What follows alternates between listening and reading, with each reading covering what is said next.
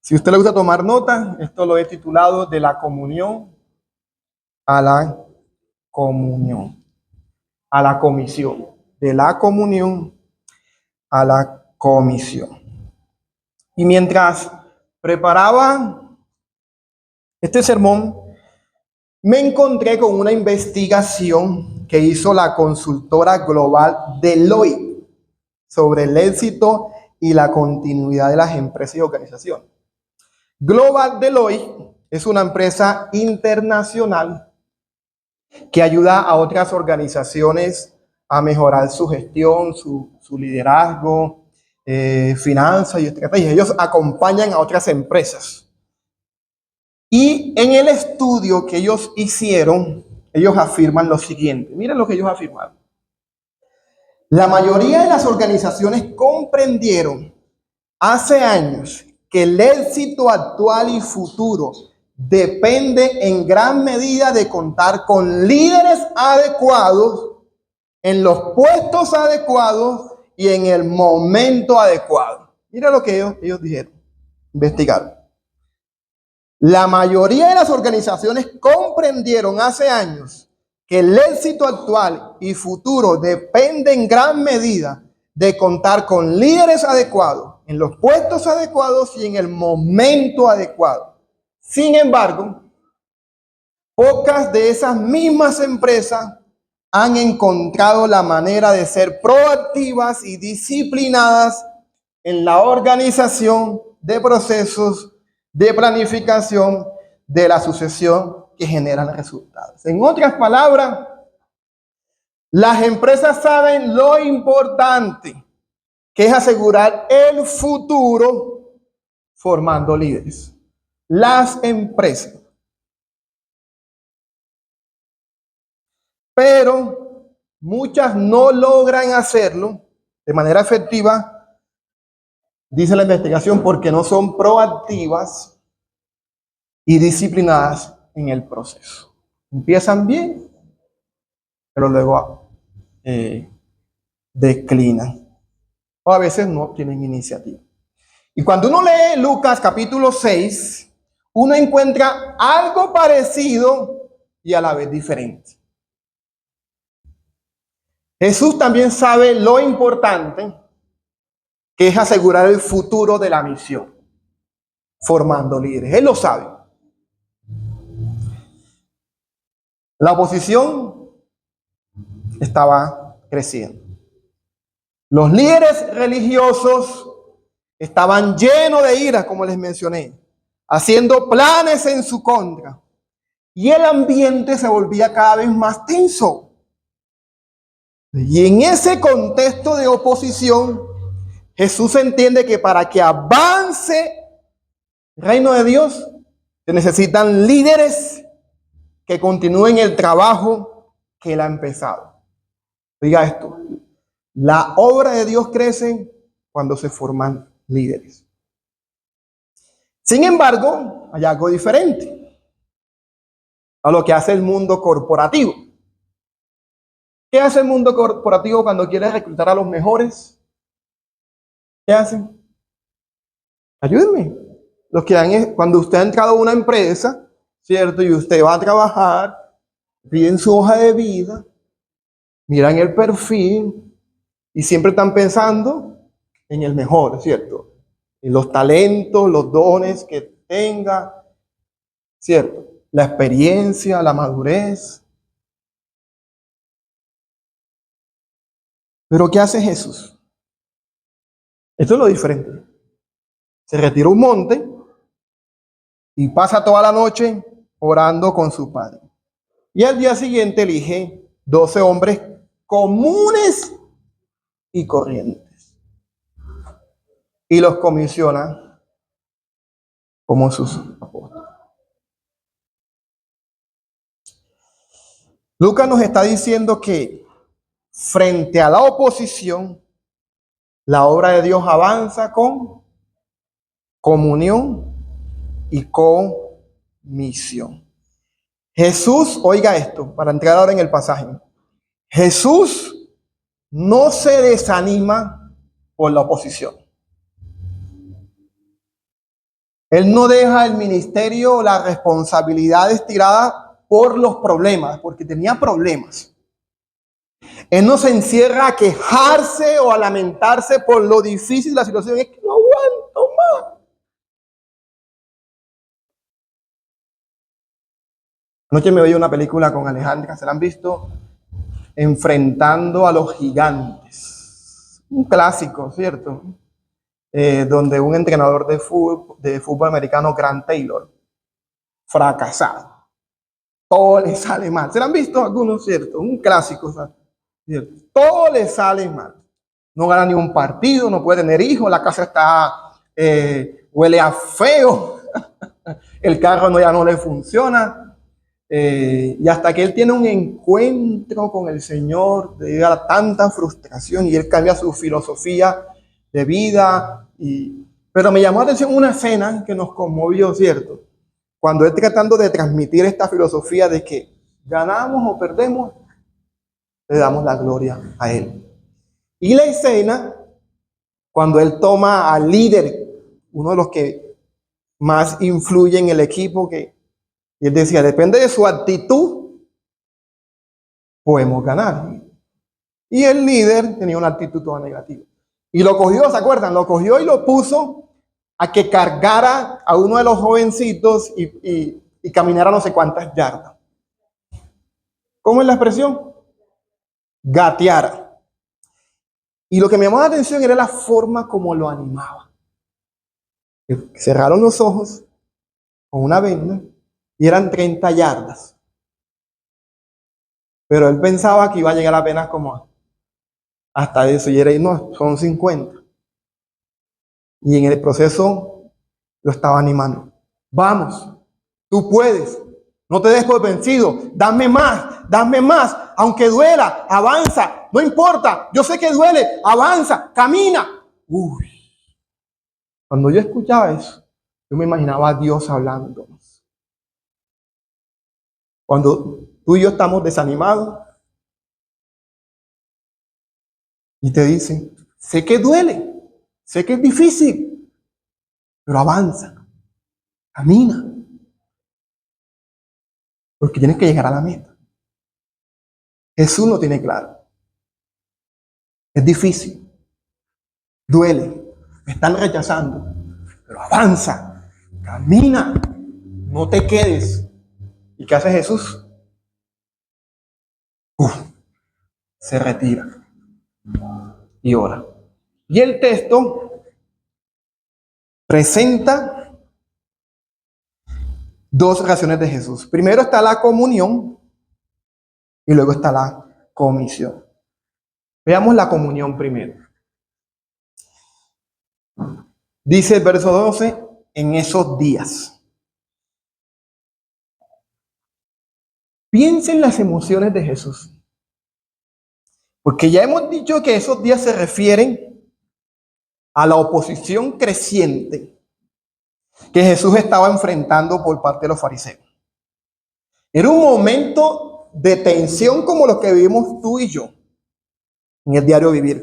Un momento de oposición religiosa. Los líderes religiosos estaban cada vez más molestos con Jesús y buscan la manera de desacreditarlo. Pero también, nuevamente, métase en la escena, en las emociones. Es un momento de transición. Porque Jesús sabe que la misión debe continuar más allá de su ministerio terrenal. Se están oponiendo, no quiere que él avance. Y él sabe que la obra que el Padre le ha encomendado no debe terminar con él, sino que debe extenderse mediante hombres que él vaya formando y que los envíe para continuar el avance del reino. ¿Y qué hace Jesús cuando hay oposición y tensión en el ministerio? ¿Qué hace Jesús cuando enfrenta momentos decisivos y debe tomar decisiones importantes? La respuesta obvia del texto, ¿cuál es? Se retira a orar. Jesús se retira a un monte a orar. ¿Por qué para Jesús la oposición, oiga esto, y los momentos decisivos revelaron su dependencia del Padre. ¿Sí nota eso? La oposición y los momentos decisivos revelaron que él dependía completamente del Padre. Yo no puedo con esto. Solamente como por preguntar. Pregunta si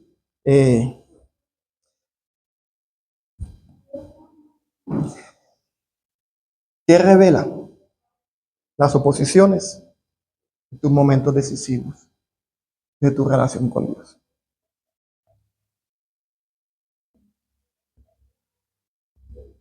Una pregunta retórica. Ahora bien, Lucas enfatiza que Jesús ora toda la noche. ¿Y por qué resaltar ese detalle? Toda la noche.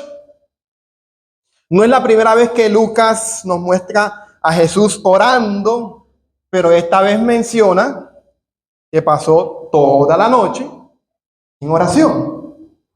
¿Ustedes se acuerdan que cuando estudiamos el tema del bautismo decíamos que Jesús, cuando iba a iniciar su ministerio, Jesús ora y los cielos se abren? Cuando su fama, eso es el capítulo 3, cuando su fama se difundía y grandes multitudes se congregaban para oírle, Jesús se retiraba a lugares solitarios y oraba, capítulo 5. Y ahora, antes de escoger a los 12 apóstoles, pasa toda la noche en oración.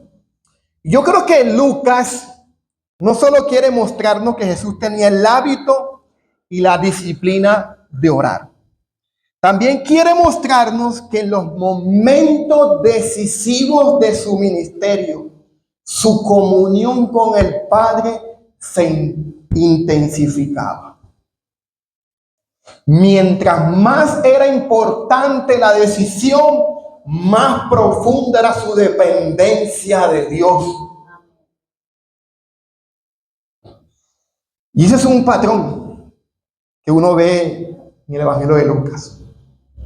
Los momentos decisivos no alejaban a Jesús del Padre, lo acercaban más profundamente a Él. Y suele pasar que las crisis o los momentos decisivos, los ataques espirituales, en vez de acercarnos, me confundiste con Rambo, me diste a mí las peores batallas. Ya no aguanto más. Entonces, en vez de la prueba, acercarnos más al Señor y depender del Señor, se pega una desanimada y una enfriada. Insisto con esto. Para Jesús, la oración no era simplemente hablar con Dios. Era un diálogo, una comunión, donde uno habla, pero también escucha. Y quien han estado conmigo en escuelitas de predicadores, también es otro espacio que tenemos en la iglesia, uno de los principios o pilares que resaltamos en la escuelita de predicadores es que la oración y la palabra son dos binomios inseparables. No puede haber oración sin palabra y palabra sin oración. En escuelita aprendemos que primero leemos las escrituras para escuchar a Dios. Y siempre pensando en una frase que me llame la atención. Yo acostumbro a preguntar eso. ¿Qué te llamó la atención? Marca.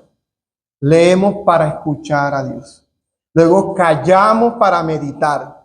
Y empiezo a reflexionar en esa frase. Luego imaginamos el pasaje, imagino el personaje y trato de identificarme. Y ya en eso ya Dios me está hablando. Luego respondo en oración. A veces yo estoy orando. No leí la Biblia y me acerco a orar. Y mientras estoy orando y suelto mi carga, viene un texto a mi mente. Ya Dios me está hablando. Yo entiendo que ese texto que viene a mi mente es la respuesta a lo que yo le estoy pidiendo. Y empiezo a meditar y a masticar entonces el texto como si fuera un diálogo. Ay, verdad, Señor. Esto que dice tu palabra. Qué torpe era yo. No me acordaba de eso. Gracias por recordármelo. Así es como la oración deja de ser un monólogo y se convierte en un diálogo. Así es como uno cultiva comunión con Dios. Oración y palabra. A veces uno comienza orando y luego acude a la Biblia para escuchar lo que tiene que decirnos. Pero a lo contrario, a veces leemos su palabra y respondemos en oración a lo que Dios nos ha dicho. Pero en ambos casos hay comunión. Y como iglesia, oiga esto, necesitamos recordar esto. Dios está trayendo personas nuevas que necesitan ser discipuladas. Necesitamos formar nuevos líderes, maestros y servidores que ayuden a sostener y a extender esta obra. Y la tentación es pensar que estos desafíos se resolverán únicamente, vamos a reunirnos aquí, vamos a planificar y a buscar una mejor estrategia. ¿Qué enseña Jesús? Las decisiones que afectan el futuro de la misión nacen primero de la comunión con el Padre. Díganme amén a eso. Y lo pasamos también a la familia. Las decisiones que afectan el futuro de tu familia no se resuelven aquí en una reunión. A veces uno está conversando como familia y no fluye nada. Está uno bloqueado. Vamos a orar. Antes de coger a los 12, Jesús buscó al Padre. Antes de pensar en líderes, pasó tiempo con Dios. Antes de la comisión, vino la comunión. ¿Cómo es la frase? Frente a la oposición, la obra de Dios avanza con comunión y comisión. Entonces pasemos a la comisión. Porque después de pasar toda la noche en oración, Jesús desciende del monte y toma una decisión. Lucas nos dice que cuando era de día, llamó a sus discípulos y escogió a 12 de ellos, a los cuales también llamó apóstoles.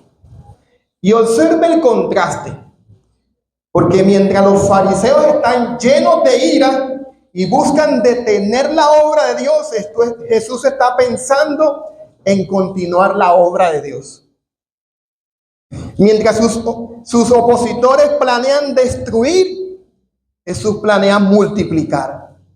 Mientras unos quieren detener la misión, Jesús está preparando a quienes continuarán la misión. Notan la visión de Jesús de la vida, del ministerio. Esto es lo que tú estás pensando, pero esto es lo que yo estoy pensando en comunión con mi Padre. Jesús sabe que la oposición ha comenzado a levantarse. Sabe que llegará el día de su muerte, de su resurrección, de su ascensión.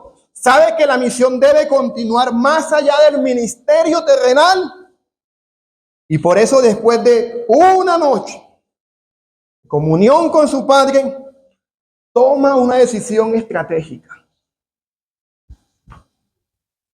Formar hombres que continúen la misión. Y en este punto quiero resaltar dos verdades. La primera es que la misión avanza cuando se forman personas para continuar la obra. Y hablo en el contexto eclesial, pero trate de conectarlo también con su familia, con su contexto laboral o ministerial. Esto es un principio universal, atemporal, transversal. Lucas nos dice que Jesús llamó a sus discípulos y escogió a 12 de ellos. Pero note eso, porque él da a entender que había más de 12 discípulos. ¿Sí no lo notaron? Él llamó a sus discípulos y escogió a 12 de ellos. Eso es curioso cuando uno lee el texto, porque hasta ese momento Jesús tenía muchos discípulos. En el capítulo 5 llamó a los primeros, ¿se acuerdan? ¿Quiénes fueron los primeros discípulos? Simón, Andrés, Juan y Jacobo. Luego en el mismo capítulo 5, Jesús llama a Leví. En el mismo capítulo 5, Jesús llama a Leví, pero en el capítulo 6, en la versión Las Américas, verso 17, dice que el tiempo ha pasado y Lucas dice que había una gran multitud de sus discípulos y una gran muchedumbre del pueblo. Ya había muchos discípulos, por eso era famoso. Y la palabra discípulo significa aprendiz, seguidor, alguien que escucha y aprende de su maestro. La palabra apóstol significa que enviado o mensajero. Eso es un apóstol, un enviado, un mensajero. ¿Qué es un discípulo? ¿Un qué? Un aprendiz, alguien que sigue a su maestro. El apóstol es alguien que es delegado y enviado para una misión. Entonces, estos 12 ya no serán hombres que aprenden solamente de Jesús.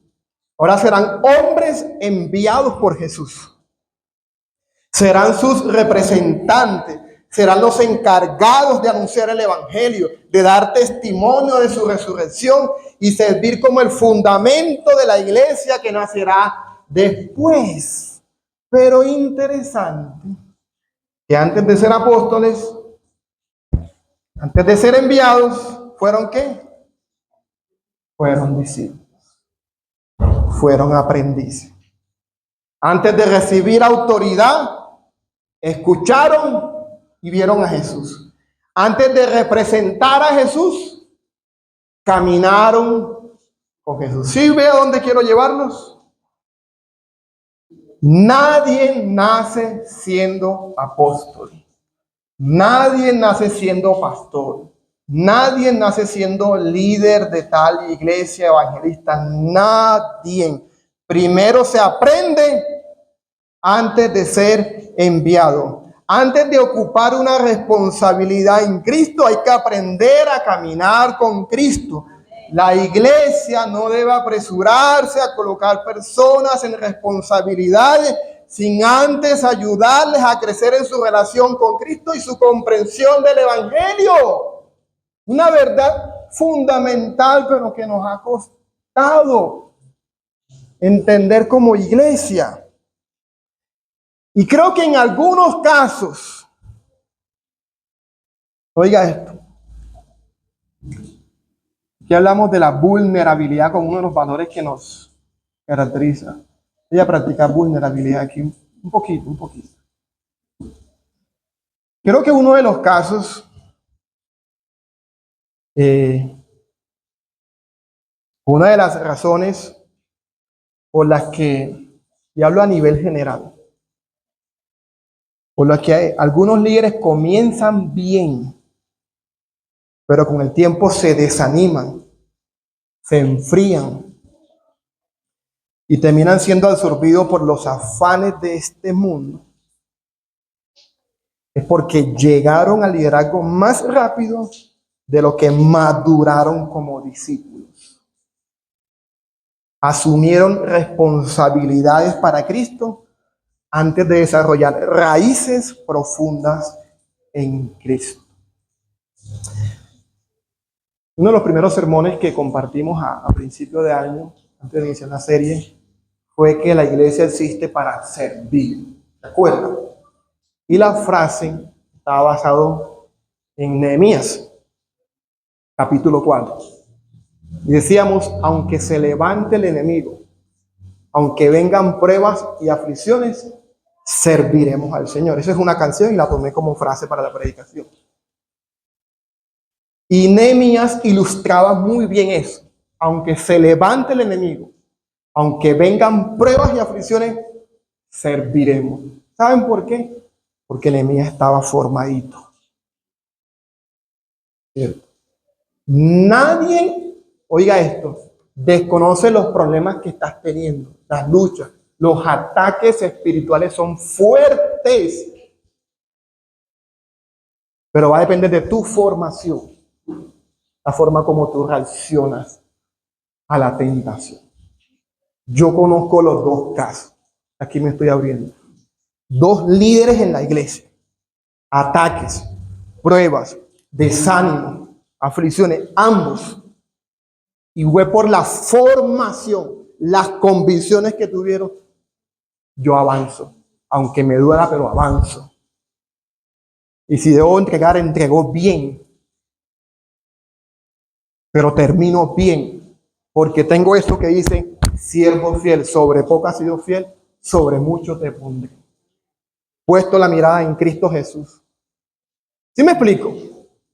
A eso me refiero. O sea, hay convicciones que a uno lo sostiene. Y nadie está negando los ataques o las pruebas. Y creo que en algunos casos puede estar pasando eso. Llegamos al liderazgo más rápido de lo que maduramos como discípulos. Pero Jesús nos muestra un orden diferente. Primero discípulos, luego apóstoles. Primero formación, luego responsabilidad. Primero caminar con Cristo, después servir a Cristo. Pero hay otra verdad igualmente importante. Y cuando usted estudia este pasaje, el pasaje paralelo a este es Marcos capítulo 3. Estudiamos ayer. Versículo 14. Y ahí dice que Jesús los designó para que estuvieran con él y luego para enviarlos a predicar. ¿Sí notaron? Jesús primero los llamó a que estuvieran con él y luego los envió a predicar. Observe el orden. Primero están con él y luego son enviados. Los apóstoles no dejaron de ser discípulos cuando recibieron su misión. Los llama para que estén con él y luego los envía. Aunque ahora tendrían responsabilidades, ellos continuarían aprendiendo, observando y siendo formados por Jesús. En el reino de Dios nadie se gradúa del discipulado. Nadie. No es que ya termine esta cartilla, este curso, ahora sí póngame a servir y ya no me diga más nada. No. ¡Hey! Dice, me sale el inglés que llevo por dentro. El costeño. Quien sirve sigue aprendiendo. Quien lidera sigue creciendo. A quien enseña sigue necesitando ser enseñado por Cristo. O sea, la misión avanza cuando hombres, mujeres son formados para servir, pero también cuando nunca dejan de sentarse a los pies de su maestro, por favor. O sea, el mayor peligro en el servicio cristiano es reemplazar la comunión con Cristo por las responsabilidades para Cristo. Ese es uno de los mayores peligros. Por estar haciendo la obra de Dios, descuido la relación con el dueño de la obra.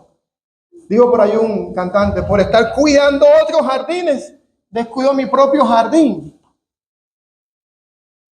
No, mis amados hermanos. Mientras más sirve una persona, más necesita permanecer cerca de su maestro. Dígame amén a eso. ¿Cierto que es así? Por eso abrimos los espacios de formación en la iglesia los domingos a las 9 de la mañana, una hora antes del culto, para que las visitas, los nuevos creyentes que vienen de otras iglesias y quieran ser parte de esta comunidad, primero aprendan a ser discípulos para que luego sean discípulos. Y aquí nuevamente doy aquí publicidad con esto, porque con esta cartilla, siguiendo a Cristo paso a paso, intentamos por la gracia de Dios ayudarles a crecer en su relación con Cristo y en la comprensión del Evangelio. Si tú llevas años aquí en la iglesia y no has iniciado esto, te estoy animando a que lo inicies, por favor. Porque queremos ayudarte en tu relación con Cristo. Pero una vez termine la cartilla, tenemos la escuela bíblica, que la iniciamos el día de ayer, con el tema discípulos que multiplican discípulos. Ya les comenté eso en los anuncios. Y está enfocada en todos los líderes y servidores. Si queremos que usted continúe aprendiendo, que mientras se está sirviendo, se fortalezca en la gracia que hay en Cristo Jesús, porque el ministerio cansa. Así nuevamente, los que no vinieron ayer sábado, les animo a que vengan el próximo sábado. Ahora bien, volviendo al texto, note que Jesús escogió 12. Y a esos 12 les dedicó más tiempo. Una cosa es Jesús con las multitudes y otra cosa es Jesús con los 12. Una cosa es el predicador, el pastor aquí con las multitudes y otra cosa es con sus 12. Y les dedicó más tiempo no porque fueran más importantes que los demás, sino porque serían los hombres que continuarían la misión después de su partida. Y algunos estudiosos señalan que el número 12 no es accidental. Así como Israel estaba compuesto por 12 tribus descendientes de los hijos de Jacob, Jesús escoge 12 hombres para simbolizar la restauración del pueblo de Dios y el inicio de una nueva etapa en la historia de la redención. Las 12 tribus se convirtieron en el pueblo de Dios, luz para las naciones. Los 12 apóstoles serían el fundamento de la iglesia como luz también para las naciones. Y Jesús está restaurando nuevamente al pueblo de Dios con los 12. Y Lucas quiere que veamos que algo importante está ocurriendo. Jesús está formando el liderazgo que servirá de fundamento para la expansión, para que sean luz a las naciones. En otras palabras, él no solo ministraba a multitudes los domingos, entre comillas los domingos, también le dedicaba tiempo a sus 12 para formarlos y equiparlos. La estrategia, y esto lo aprendí cuando estuve investigando sobre este tema del discipulado, dice un autor llamado Gregory, él dice que la estrategia de Jesús para que el reino avanzara no fue hacerlo todo solo. Él le invirtió su vida y su tiempo en unos pocos. Los preparó y les dio responsabilidad. Esa fue su estrategia. Porque Jesús se hubiese quedado con las multitudes, todos esos lo abandonaron. Pero quien salvó la patria fueron los 12 imperfectos. Y ese sigue siendo lo que hoy necesitamos en la iglesia. Porque imagine una iglesia donde todo depende del pastor. Él predica, él enseña, él visita, aconseja, dirige ministerio, toma todas las decisiones. Y mientras él está presente, todo parece funcionar. Pero cuando se enferma, se ausenta, o el Señor lo lleva a otro lugar, la obra se debilita porque nadie fue preparado para continuar. Jesús no trabajó de esa manera y aquí no estamos trabajando de esa manera. Desde el principio comenzamos a formar discípulos. Desde el principio Él comenzó a formar discípulos. Les enseñó, caminó con ellos, los corrigió, les dio responsabilidades y los preparó para continuar la misión. El pastor se reúne con el comité, el líder de servidores, el primer sábado de cada mes y los forma. Pero ustedes como padres también deben formar a sus hijos. Tú como líder debes formar a otros líderes. Tú como maestro debes preparar a nuevos maestros en tu ministerio de escuela dominical, de adolescentes, de jóvenes. Los creyentes maduros también deben discipular a creyentes más jóvenes. Así es que es la iglesia. Porque una iglesia saludable no solo se preocupa por quién sirve hoy, también se preocupa por quién servirá mañana. La obra de Dios avanza, mis queridos hermanos, cuando se forman discípulos, cuando líderes forman discípulos, cuando líderes forman líderes y discípulos forman discípulos.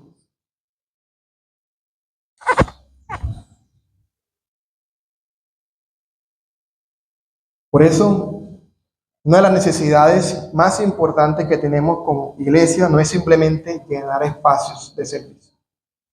Necesitamos discipular a nuevas personas. Necesitamos formar maestros para adolescentes. Y digo esto a ver si siente el llamado en su respectiva iglesia. Necesitamos levantar líderes para diferentes ministerios audiovisuales, redes sociales. Necesitamos preparar servidores para la recepción, la cafetería, la alabanza, no sé. Se necesitan formar a otros. No es solamente cubrir una vacante, es formar personas que participen y vean esto como parte de la misión de Cristo.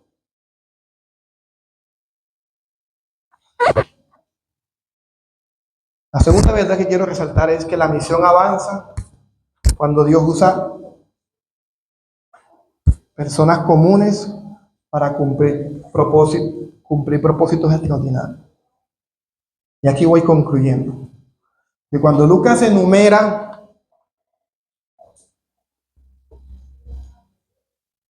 los nombres de los 12, él los va mencionando por nombre, encontramos algo sorprendente.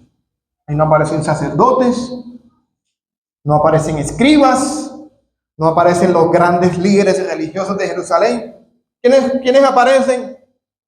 Pescadores, un cobrador de impuestos, un celote que era un revolucionario que se oponía al imperio romano, y hombres de los cuales apenas conocemos algunos detalles. ¿Ustedes saben quién era Tadeo? Judas Tadeo, Bartolomé.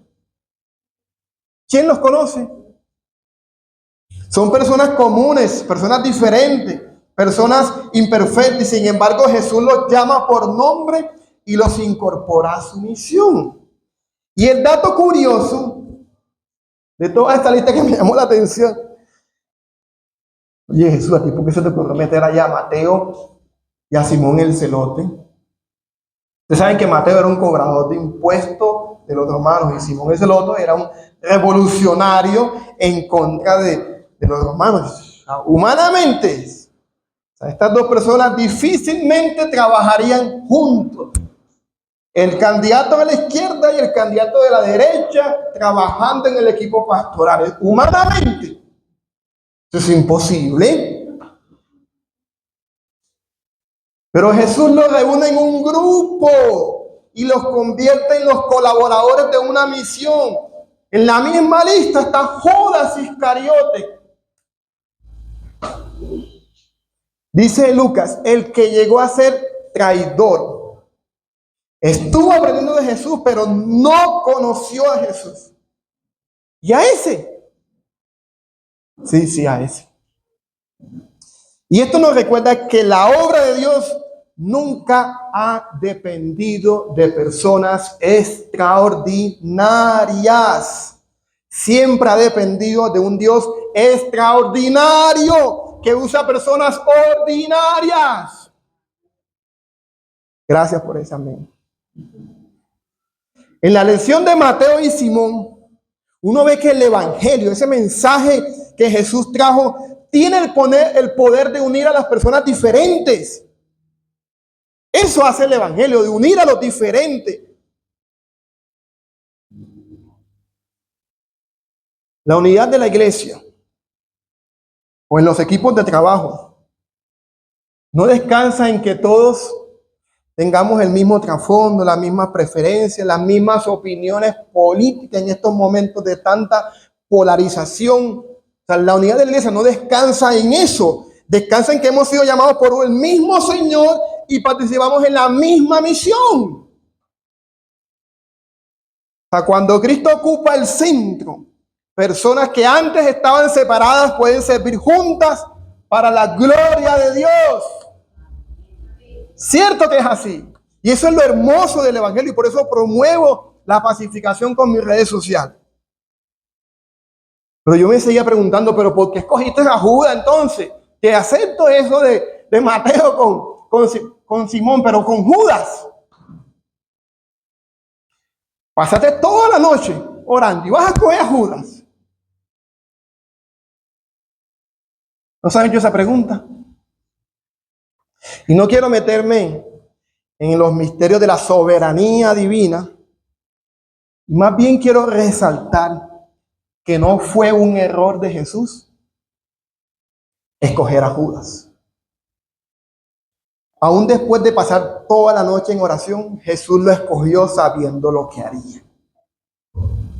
La traición de Judas no tomó por sorpresa al Señor ni frustró sus planes. Y esto nos enseña, mis amados hermanos, que la obra de Dios no depende de la perfección de las personas.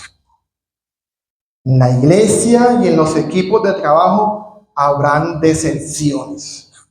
Tendrás decepciones. Errores que cometerán las personas. E incluso personas que abandonarán el camino. Empezaron contigo hace 6 años, hace 3 años, no sé, pero abandonarán el camino. Judas es un ejemplo. Pero la misión avanza no porque todos sean perfectos, sino porque Dios es fiel. Él seguirá cumpliendo su propósito a pesar de nosotros. Amén. Y note que Jesús siempre le abrió la puerta a Judas. En la cena comió con él y le dio pan, tratando de que no fuera. Siempre estaba la puerta abierta. Dios usa personas comunes para cumplir propósitos extraordinarios. Así que no vaya a pensar, es que yo no tengo suficiente capacidad, yo no sé suficiente. Yo no sirvo para eso. Dios puede usar al taxista con sus pasajeros, a la modista con sus clientes, a la ama de casa con sus hijos, al contratista con sus trabajadores, al universitario con sus compañeros de clase, al profesor con sus estudiantes. La misión no avanza solamente desde el púlpito, avanza cuando cada creyente es fiel a Cristo en el lugar donde Dios lo ha puesto. Así que, mis amados hermanos, frente a la oposición, la obra de Dios avanza con comunión y comisión. Así que te dejo estas 3 invitaciones. La comunión. Si Jesús, siendo hijo de Dios y buscó al Padre en oración antes de tomar decisiones importantes, ¿cuánto más nosotros debemos hacer? Si Él era el Hijo de Dios y Él lo hizo, ¿cuánto más? Por eso esta semana parte un tiempo específico del que estás acostumbrado para estar a solas con Dios en oración y en su palabra, preguntándole, así como lo hemos moderado, ¿qué quieres que hagas? Y no conviertas la oración en un monólogo. Guarda silencio y espera que Dios te hable. Y la segunda invitación tiene que ver con la comisión. Jesús no solo pensó en la obra del presente, formó personas para continuar la misión en el futuro. Por eso pregúntate, ¿a quién estoy ayudando a crecer en la fe? ¿A quién estoy discipulando o animando a seguir a Cristo? Y si aún no estás sirviendo, Da un paso concreto para prepararte y participar en la misión. Ya basta de estar aquí, llevas años y no te involucras. Es un llamado a que te involucres en la misión. Él te está llamando a que primero pases tiempo con Él, que recibas formación y que luego vayas a dar de lo que has recibido. Dígame amén a eso. La obra de Dios avanza cuando los discípulos forman discípulos. La tercera invitación es para quienes nos visitan, las personas específicamente que no son cristianas y no se han bautizado. Antes de ser enviados por Cristo, los 12 fueron llamados a estar con Cristo. Quizás usted piense que necesita cambiar primero para acercarse a Dios. Y así no funciona esto. Nosotros nos acercamos a Él para que Él nos cambie. El Evangelio nos enseña que venimos a Cristo tal como somos, para que Él transforme nuestras vidas. Cristo murió por nuestros pecados y resucitó para darnos vida y vida eterna. Así que ven a Él en arrepentimiento y fe.